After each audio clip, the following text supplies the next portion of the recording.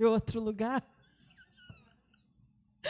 Oh, Jesus, aleluia. Pai, te bendizemos, exaltamos o teu nome. Tu és exaltado acima de tudo. Oh, Pai, tu dominas sobre tudo, na tua mão a força, a poder.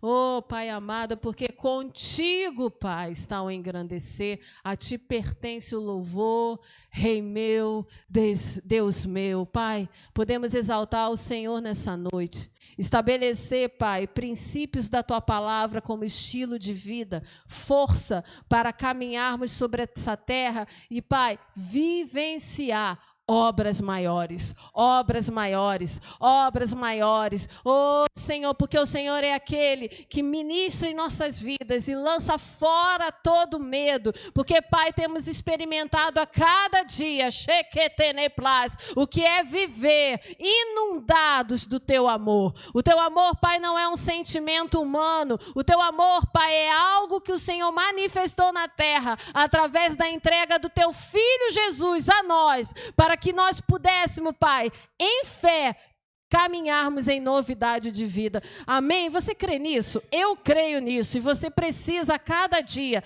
liberar sobre a sua vida essa realidade, em nome de Jesus. Amém? Queridos, eu vou dar uma breve palavra. Tem até que horas, pastor? Até que horas? Até que hora, irmãos? Até meia-noite, tá bom? Tá bom, Manuela? Manuela me ajuda. Amém. Então, irmãos, devido aos acontecimentos que estão diante de nós, todos nós estamos aí acompanhando na televisão,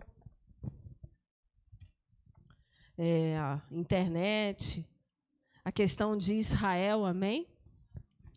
E você fica a pensar em muita coisa, não é? Cada um de nós temos sido confrontados e ficamos estarrecidos e vemos testemunhos e situações que aconteceram naquele lugar e que estão acontecendo nesse momento. E esses dias, e hoje mesmo eu botei no papel, o quanto eu tenho visto que o Senhor está mexendo com as nossas percepções. E um exemplo disso, Jesus ele sempre vem para querer mexer com a gente. Ah, a senhora está querendo dizer que Deus mandou isso? Não. Mas que a nossa percepção ela precisa ter um ressignificado. Jesus ele liberou essa condição e ele exemplificou isso através da vida dos discípulos. E ele estende até hoje a nós. O quê? Por que você está aqui? A motivação de você estar em Cristo. A motivação de eu e você estarmos no caminho. E os discípulos, eles, ao longo dos evangelhos, conforme você vai lendo, você vai vendo as experiências, os milagres, todos os acontecimentos. Jesus, ele, em momentos bem específicos, ele ressignificou o chamamento daqueles homens. E ele sempre vai trazer para nós esse ressignificado. Você recebe isso na sua vida? Isso fala de motivação do coração, irmãos. Da gente estar apercebido, não somente daquilo que são necessidades da nossa existência, amém? De nós estarmos colocando as nossas situações diante do Senhor e sabendo que Ele é poderoso para fazer o quê? Infinitamente mais. Você sabe disso. Mas aquilo que os discípulos estavam estabelecendo com Jesus, assim muitas vezes é conosco. Por isso, eu queria começar com você abrindo o livro de Mateus, capítulo 18, a partir do versículo 1. E esse texto, para mim, ele é muito significativo porque tudo aquilo que os discípulos estavam ali experimentando, vendo, Jesus, ele resumiu numa única atitude. E naquela hora aproximaram-se de Jesus os discípulos e perguntando: quem é porventura o maior no reino dos céus? E Jesus, chamando uma criança, hoje é dia das crianças, né? É meu dia. Obrigado. E colocou-a no meio deles e disse: em verdade vos digo que se não vos converterdes e não vos tornardes como crianças, de modo algum entrareis no reino dos céus. Portanto, aquele que se humilhar como esta criança, esse é maior no reino dos céus. E quem receber uma criança tal como esta, em meu nome, a mim me recebe. Eu vou pedir para o Marcos vir aqui na frente com a Manuela. Olha que coisa, Manuela. Papai está até se arrumando. Gabriela, vem aqui na frente, por favor. Em nome de Jesus. Pega a Manuela. Pega a Manuela. Não, pega que ela, eu sei, ela foi. Agora, mostra a Manuela para o pai. Chama, pai. Manuela, me ajuda. Ajuda a pastora, ajuda a pastora. Ajuda a pastora. Oh, Jesus, obrigado que a Manuela foi com o pai. Irmãos, o que vocês viram aqui? A Manuela é uma criança realmente que é da nossa convivência, ela vai com todo mundo, amém? Mas, preste atenção, queridos, a simplicidade da Manuela em receber do colo do pai, mesmo estando no colo da Gabriela, mesmo ela confiando na Gabriela, a confiança da Manuela, ela é automática, ela já está implantada através da experiência, do comportamento, do dia a dia, a experiência dela está com o pai. Então, queridos, quem é o maior no reino dos céus? Jesus, ele falou que comparou o maior sendo uma criança. Porque a criança, ela na sua natureza mais simples, a natureza de uma criança é confiança. Amém? Pode se sentar. E é interessante, queridos, que quando nós achamos que nós já poderíamos fazer e acontecer, os discípulos, eles já estavam ali. O texto anterior fala sobre Jesus pagando imposto. Uau! E aí os discípulos estão do lado de Jesus. Eu e você já tivemos experiências com Jesus, amém? Já recebemos o sobrenatural de Deus no nosso dia a dia em detalhes, amém? Aqui é uma igreja que, se eu chamar cada um aqui, tem uma experiência para falar daquilo que Deus fez na sua vida, graças a Deus. Mas, queridos, o que nós precisamos a cada dia é estarmos apercebidos daquilo que o Espírito Santo, através da vida e obra de Jesus, quer manifestar em nós. Ressignificância. O quê? Trazer uma condição a qual Ele tem, naquilo que a gente muitas das vezes espera. E Jesus, ele veio trazer a simplicidade de uma criança. E o texto diz que, portanto, aquele que se humilhar como esta criança... Ai, pastor, eu tenho que me humilhar. Mas, querido, a palavra humilhar, ela tem uma raiz na palavra humildade. E a humildade é a capacidade de aprender. Eu e você, queridos, precisamos estar de forma contínua, tendo a capacidade de aprender. Aprender, primeiramente de quem? Do Senhor. Por quê? Porque Ele produz em nós confiança. Porque Ele produz em nós, conforme a Manuela se lançou aos braços do Pai, apesar dela estar num colo agradável. Muitos de nós que temos os nossos afazeres, compromissos diários, nós sabemos que podemos ter a capacitação dada por Deus para executar coisas. E eu estou falando do campo financeiro, estou falando no campo de relacionamentos, de você ser uma pessoa melhor, de você estar estudando, evoluindo. Mas, queridos, esse lugar agradável não pode ser melhor do que ir para os braços do Pai. Eu posso ouvir um amém mais forte? E essa ressignificação, o Senhor, Ele libera sobre nós de forma contínua. E é interessante que antes de começar a sua obra, o Espírito Santo, ele já trabalhava na vida de Jesus. E Jesus, antes de manifestar as obras dele, ele fez uma confissão. Ele profetizou sobre ele mesmo. E diz lá em Lucas capítulo 4, versículo 16. Meu papel até saiu.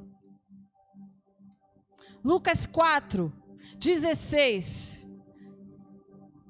Diz que indo para Nazaré, onde fora criado, entrou num sábado na sinagoga, segundo o seu costume, segundo o seu hábito, e levantou-se para ler. Então lhe deram o livro do profeta Isaías, e abrindo o livro, achou o lugar onde estava escrito, versículo 18, que é poderoso, diz: o Espírito do Senhor está sobre mim, pelo que me ungiu para evangelizar os pobres, enviou-me para proclamar libertação aos cativos e restauração da vista aos cegos, para pôr em liberdade os oprimidos e apregoar o ano aceitável do Senhor. E tendo fechado o livro, devolveu ao assistente e sentou-se. E todos na sinagoga tinham os olhos fitos nele. E ele disse que naquele dia se cumpriu a escritura que acabaram de ouvir. Queridos, até aquele momento Jesus não tinha manifestado um milagre. Ele estava sendo instruído de forma contínua pelo Espírito Santo, porque ele nascera de Deus, amém? Mas ele manifestou nessa terra como homem, para provar para mim e para você, que a partir daquele momento era um marco, era um início de que todos aqueles que são guiados pelo Espírito e iam receber o Espírito Santo, iam caminhar como Jesus, evangelizando os pobres, proclamando libertação em nome de Jesus, restaurando vista aos cegos. Isso fala, irmãos, de cura divina. Se eu e você não recebermos essa palavra, irmãos, eu não sei o que você está fazendo aqui. Porque antes dele liberar um novo posicionamento através da atitude dele, a qual Deus Pai já tinha estabelecido, ele profetizou acerca dele mesmo. O que você tem falado ao seu respeito? O que você tem falado quando vem o dia mau? O que você tem falado para você quando o desafio chega? O que você tem falado quando a doença quer se manifestar? E você tem autoridade dada por Deus, assim como foi com Jesus, é conosco também. E queridos, talvez a palavra que o Senhor tem para mim e para você, muitas das vezes não é aquela que você almeja. Sabe aquela coisa que você coloca diante de Deus e fala: Senhor, eu quero isso, isso, isso, isso. É humano, é lícito, amém? Mas o Senhor, Ele tem para nós, para que nós possamos realizar aquilo que Ele tem, é que nós tenhamos não somente o desejo de que Ele faça aquilo que nós colocamos para Ele, mas que nós tenhamos a capacidade de ter fome da sua presença. A palavra que você recebe do Senhor, ela confessa e ela diz, a palavra que você recebe do Senhor, que você confessa e se dispõe a realizar, é essa que vai fazer efeito na minha e na sua vida. Ah, pastora, a senhora não está falando que o Senhor não é aquele que realiza os meus sonhos? Sim, mas o Senhor, Ele sempre vai ver o nosso coração.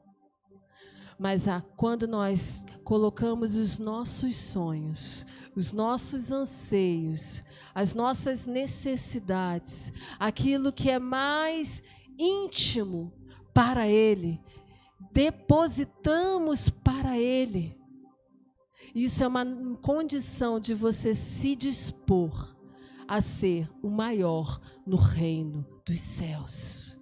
É você ser como a Manuela, estar num lugar até confortável, num colo que é legal, que dá para ficar bem nesse colinho. Mas quando o Pai te chama, aquilo que o Tiago falou, é lícito, não é lícito você trabalhar, você receber o seu trabalho, receber pelo fruto do seu trabalho, mas isso não é tudo. É você pegar a condição do seu trabalho, mesmo você estando ali, mas você saber que se você se lançar ao colo do Pai, Ele tem mais. Ele vai produzir confiança suficiente na minha e na sua vida, a qual você vai perceber que não foi a sua habilidade que conquistou as coisas, que não foi a condição do seu corpo reagindo somente ao medicamento que se manifestou a sua cura. Não, é você lançar a sua confiança naquele que vive e reina e que é poderoso para fazer muito mais. E querido, nós precisamos estar massificando essa realidade em nós. E a pergunta é, será que eu tenho fome para isso? Será que eu tenho um desejo ardente para isso? Será que a minha fome está imensa para isso? E aí eu lembro de uma palavra que eu ouvi 1 ano e meio, não, tem mais de tem 1 ano e meio atrás. Eu ouvi uma palavra do pastor Bill Johnson, da Bethel Church, e ele estava falando a respeito de fome. E ele estava sentado na sua sala, com a sua poltrona, que mexe, que balança, assim, sabe? Igual essas poltronas de shopping. Quem já sentou na poltrona de shopping? Eu já. E sem álcool em gel. E sentado naquela poltrona, tu põe ali R$2, né? Ficar mexendo, aí vai tudinho assim, é bom. Lá nos Estados Unidos vende. Lá nos Estados Unidos vende mais barato, o pessoal tem isso em casa, pensa. E o Bill Johnson estava sentado na sua cadeira, e a esposa dele estava sentada na sua cadeira, estavam vendo uma programação, e ela virou para ele e falou assim, eu estou com fome, eu vou lá na cozinha fazer alguma coisa para eu comer. Você quer? Ele olhou para ela, típico de esposa para marido, amém? Ele olhou para ela e falou assim, você vai na cozinha fazer? Ela, vou porque eu estou com fome. Você quer? Ele olhou, avaliou a situação e falou, estou sentado na minha cadeira, que balança, que dá uma tremidinha, estou vendo minha televisão. Se você fizer, até que eu estou com uma fominha. E aí eu pergunto para você, ele estava numa posição confortável? Sim. Ele ia ter que se levantar para fazer a comida? Não. Quem ia fazer o esforço? A esposa. A fome dele não estava tanta para ele se levantar daquele lugar de conforto para ele resolver a fome dele. Mas ele aceitaria se trouxesse de forma confortável para ele sentado no sofá. Muitas das vezes, irmãos, nós estamos assim. Se alguém fizer por mim, eu vou. Se alguém me estimular a fazer, talvez eu até vá. Exemplo, o evangelismo amanhã. Ai, tá chovendo? Já é um impedimento, porque deu na meteorologia que talvez chova amanhã. Mas não, irmãos, eu e você somos chamados para quê? Não, eu tenho fome de fazer a vontade de Deus. Eu tenho fome de me levantar do meu sofá.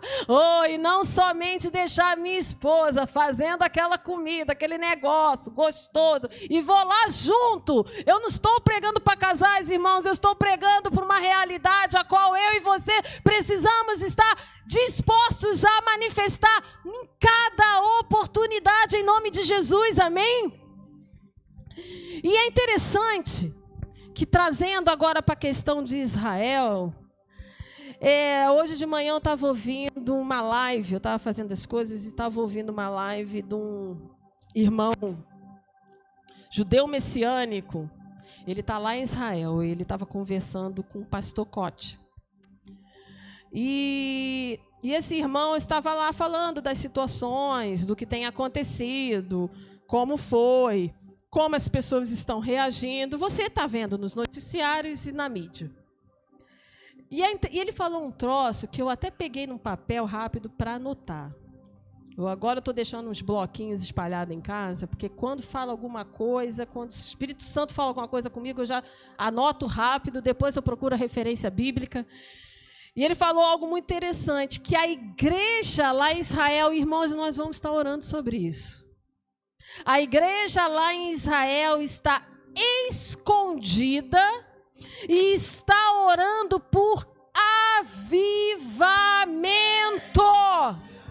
Irmãos, quando aquele cara falou aquilo, me deu um arrepio. Eu falei, Jesus, o que é isso? E ele falou a seguinte frase que eu anotei. Ele disse que o combustível para o avivamento é o arrependimento que traz salvação. O povo daquele lugar, eles estão sendo tocados de uma forma tão dolorosa, irmãos, porque quem conhece um judeu sabe que ele está lá em Israel. A maioria deles, eles são judeus por cultura, por nascimento, mas, irmãos, em nome de Jesus, eles não acreditam nem em Deus. Eles acreditam que eles têm uma promessa, que eles são um povo escolhido, principalmente aqueles que são mais jovens. Os mais jovens. Então, a igreja que está se reunindo escondida, que está em lugares que não são divulgados, e outros estão divulgados só para cristãos, eles estão orando por avivamento, porque nós entendemos e sabemos, conforme a palavra de Deus diz, que todas as coisas cooperam para aqueles que amam a Deus, para aqueles que têm um propósito. Queridos, o Senhor morreu para aquelas pessoas, e nós precisamos orar, Senhor, aviva o teu povo, aviva o teu povo, usa os irmãos judeus messiânicos para que eles possam, de uma forma prática, através da oração, liberar um novo posicionamento, arrependimento para a salvação, arrependimento para a salvação. As gerações que estão por vir vão ser impactados por aqueles que estão configurados, estão com a figura do João Batista, que preparou o caminho do Senhor. Queridos, hoje não é diferente. Hoje não é diferente. Há lugares que precisa proclamar: venha ao teu reino, venha ao teu reino, venha ao teu reino, Senhor, sobre Israel, venha ao teu reino sobre a vida de fulano, venha ao seu reino sobre a minha família, venha ao seu reino sobre aquilo que eu coloco diante do Senhor, porque é nesse lugar que é feita a tua vontade, porque a tua vontade é liberada do céu para a terra. Querido, se eu e você não declararmos isso com força, com fé, com posicionamento, meu irmão, eu ouso te dizer que você desanima. Por isso eu e você precisamos estar ligados com combustível do céu, a qual esse irmão falou comigo hoje de manhã e eu tive que anotar que o combustível para o avivamento é o arrependimento que traz salvação. Chega de ficar sentado no sofá, na poltrona que balança, esperando a Netflix ligar e esperando alguém que está com fome fazer uma comida e oferecer para você. Até que eu como. E queridos, eu e você somos chamados para isso. E a pergunta para nós é: quanta fome a gente tem disso? Quanta fome a gente tem disso? Esses dias eu fiquei meio assim, falei: Jesus, tem misericórdia, falta o ar, irmão. E aí a tendência da gente é ser a favor de um, o outro é bom, o outro é ruim, né? Fulano é legal, fulano não presta, sim ou não? A gente fica naquela, fulano é legal, fulano não presta. Mas aí, irmãos, para eu não entrar na justiça própria, que todo mundo tem um pouco que a gente tem que matar todo dia, porque ela é obra da carne, amém? Eu comecei a ler esse livro de novo, por isso que eu deixei ele aqui. Força da Luz. A única esperança para o Oriente Médio. Quem escreveu foi o irmão André, do Portas Abertas, ele já está no Senhor. E quem escreveu com ele foi o Al-Jassen, ele é um muçulmano. A mais desafiadora missão do contrabandista de Deus. É árabe, não é árabe. Não, mas ele se converteu, o Al-Jassen? Não, ele é muçulmano, você está me confundindo. Ele é muçulmano. E o que acontece? Essa figura aqui mostra um menino judeu com um menino muçulmano. E o irmão André, ele já estava fraquinho, né? Ele morreu com 90 anos. E um dos relatos dele é que o pessoal já não estava deixando mais ele viajar. E ele começou a ir nessa região do Oriente Médio antes da Guerra dos 6 Dias, irmãos, que foi a instituição do Estado de Israel. E ele começou a ir ali, porque ele falou que Deus estava mandando ele ali, porque, irmãos, Israel, aquela área toda ali, é o termômetro do mundo. Se nós, como igreja, não estarmos apercebidos que tudo aquilo que acontece em Israel, que acontece naqueles lugares, você acha que não é problema seu, irmãos, você está equivocado. Porque ali é o ambiente espiritual mais forte que existe. Para quê? Para mostrar como nós estamos.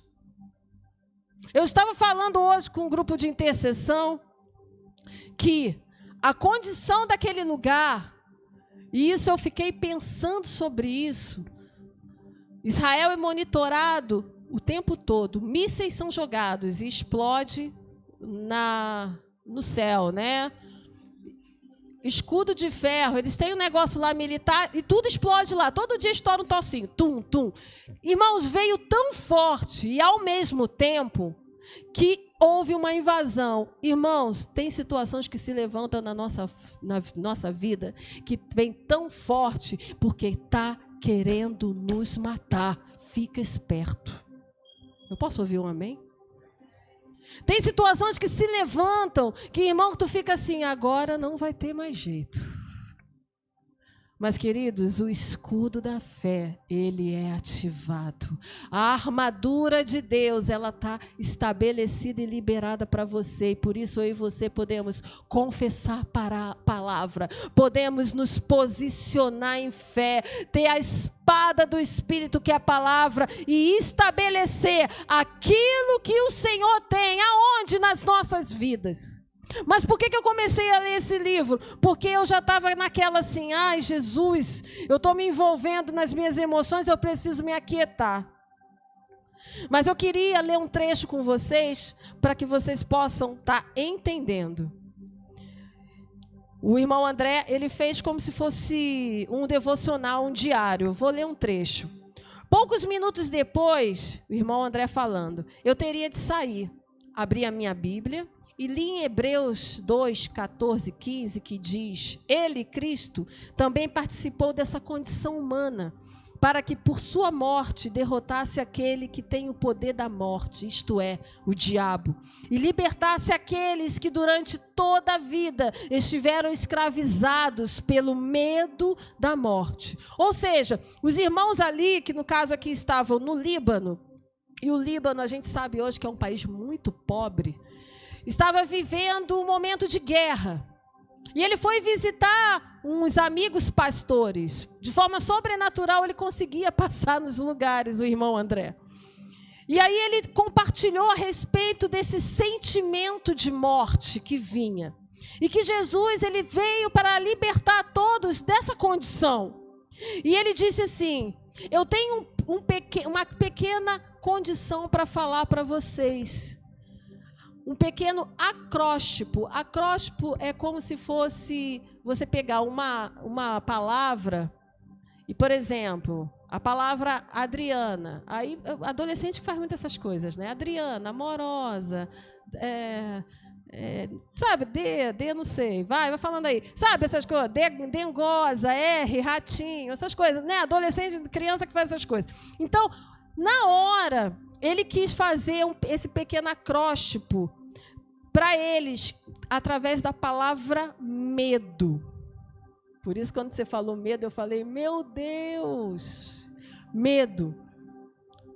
E aí, o medo em inglês significa fear. É F-E-A-R. E aí, ele colocou a seguinte inscrição característica de medo: a falsa evidência com aparência de realidade. Eu vou repetir. O medo ele fez uma analogia na palavra em inglês, a falsa evidência com aparência de realidade. Ou seja, o medo, ele tem essa característica de querer mostrar para mim e para você uma aparência que não é real. Então ele continua dizendo, o medo da morte nos impede de sermos corajosos nesse mundo perigoso. É como se não estivéssemos totalmente convencidos de que vamos para o céu quando morrermos. Ou seja, a preservação da nossa vida, quando a gente está com medo, imagine, irmãos, os irmãos lá naquele lugar, o povo lá, começa a tocar sirene, pum, pum, pum, você não sabe nem aonde você vai se esconder. Se tem um cara para te metralhar, você vai ficar com medo ou não, meu irmão? É óbvio que vai. Ninguém é maluco. E aí ele começou dizendo, eu sei, com as bombas explodindo por toda parte, que o medo é uma reação natural. Mas eu quero encorajá-los a lembrar-se de que o nosso Senhor venceu a morte. E por isso nós estamos libertos do poder do medo. Querido, Jesus venceu a morte. E por isso nós precisamos nos apropriar da confiança de nos lançarmos nos braços do Pai. Porque o medo, ele é a falsa evidência com aparência de realidade. Filipe, o pastor, assentia com a cabeça enquanto sua esposa, com um lenço, tocava de leve as suas lágrimas. Eram pastores no Líbano, irmão, que estavam numa zona de guerra. Depois de um momento de oração juntos, com braços agora ao redor um do outro, Filipe e Alisson me viram partir. Enquanto me apressava em descer as escadas, pensava como fora necessário, escuta, irmãos, pouco esforço para encorajar aquele pastor e a sua esposa. Irmãos, como é importante uma palavra certa na hora exata. Às vezes você só precisa que alguém diga, abraçando você, falando assim, vai ficar tudo bem. Vai ficar tudo bem. Apenas visitar, cantar, orar e compartilhar a palavra de Deus, em meio a sofrimentos e tristezas, tínhamos olhado para o nosso Senhor e experimentado da sua alegria. A gente já sentiu medo, né? Você já sentiu medo? Eu já. A gente começa a se compadecer e ver essas realidades que são terríveis. E a gente começa a olhar para nós e falar: Senhor, obrigado. Obrigado porque hoje eu estou nesse culto. Obrigado porque eu estou sentado aqui.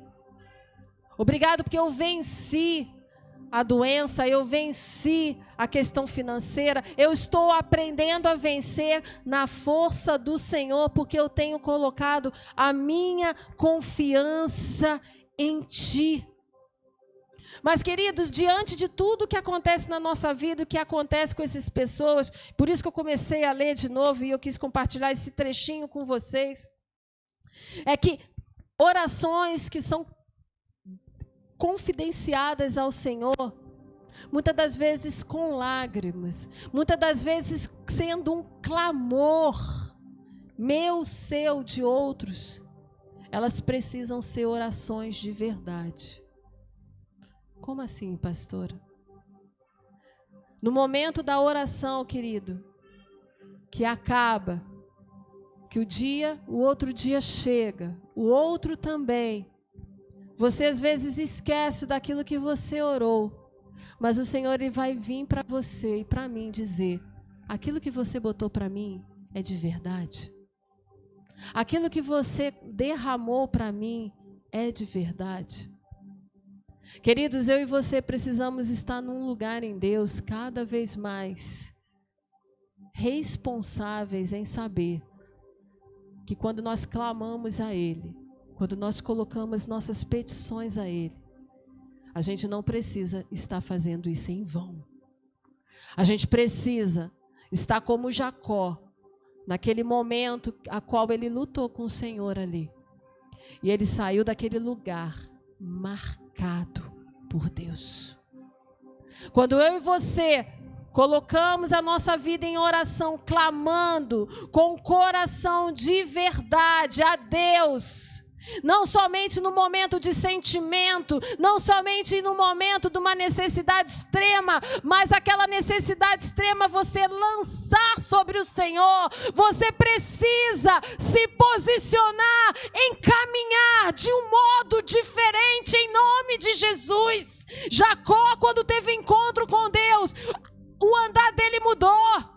Ele mancava o caminho o qual o Senhor colocou para ele. Ele teve um andar, um caminhar diferente. Ei, eu e você estamos sendo chamados pelo Senhor cada vez mais para nós nos entregarmos em espírito e em verdade, mas de verdade mesmo, e outros vejam, o andar dele está diferente, o caminhar dela está diferente, o posicionamento dela está diferente. Isso é uma entrega real, isso é o momento de encontro com o Senhor, é o momento a qual nós vamos estar sendo como uma criança, a qual saímos de um colo gostoso e nos lançamos para o colo do nosso Pai.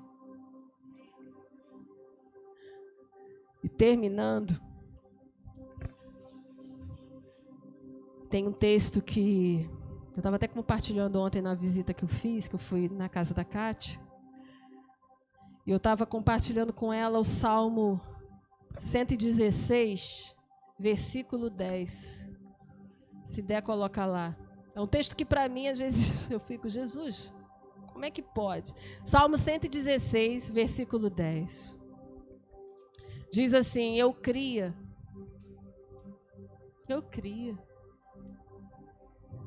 ainda que dissesse, estive de modo aflito. Eu cria, Jesus.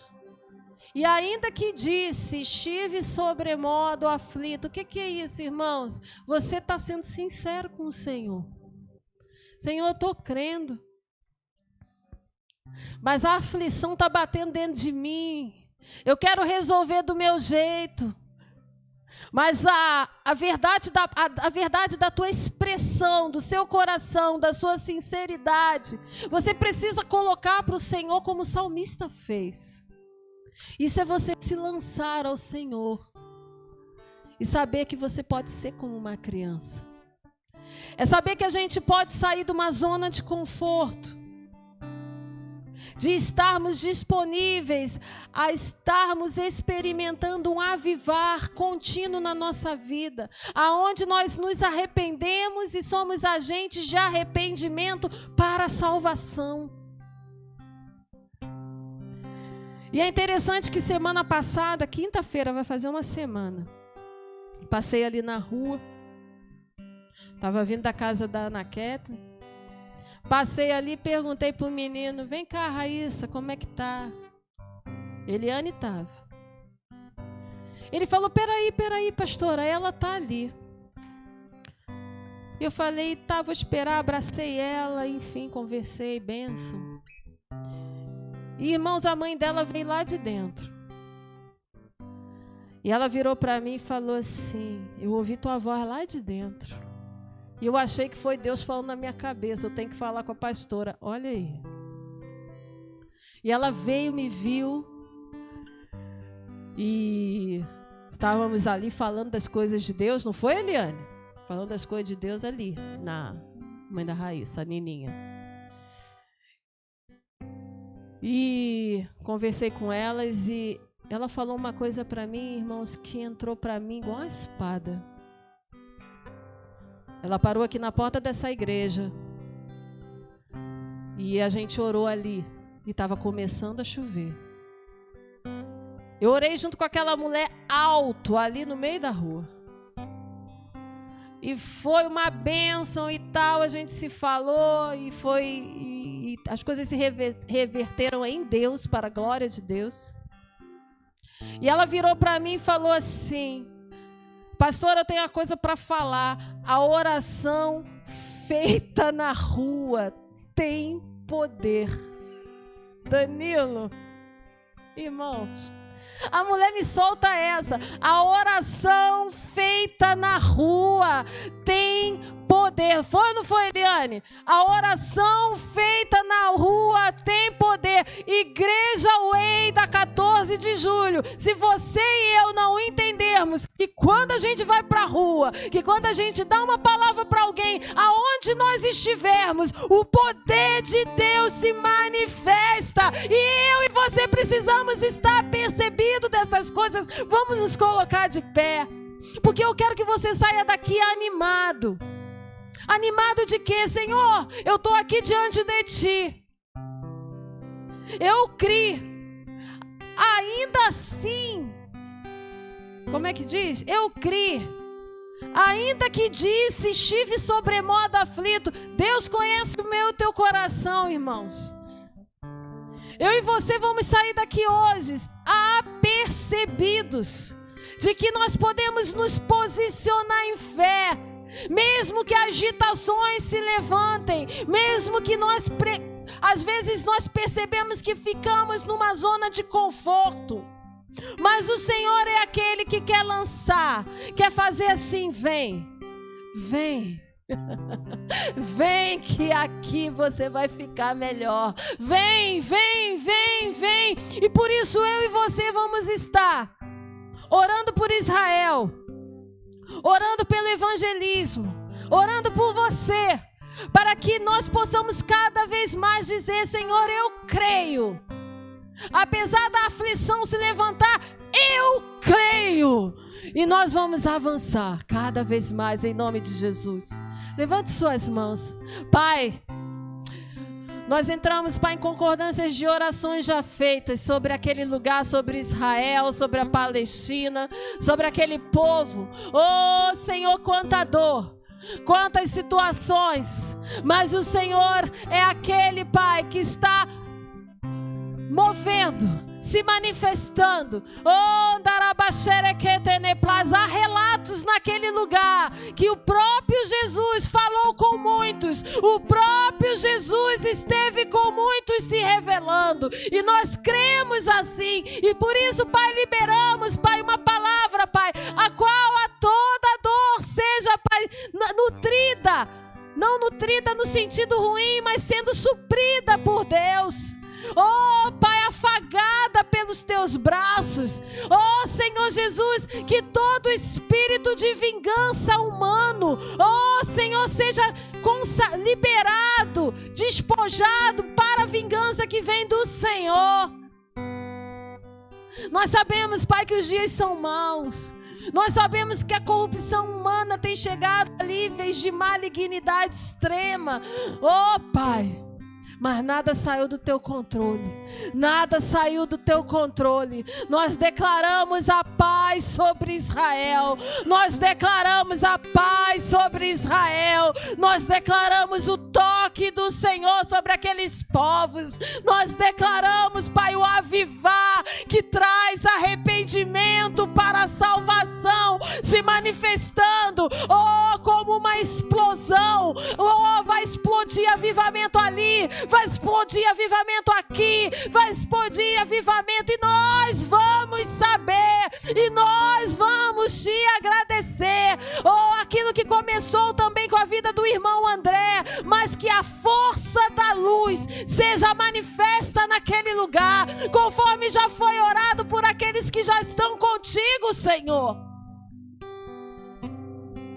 Ao avivar pairando sobre o mundo, há um avivar pairando sobre a face da terra, e Pai, nós queremos estar apercebidos das orações feitas na rua, apercebidos do poder de Deus que é liberado através de nós, porque o Espírito do Senhor está sobre nós.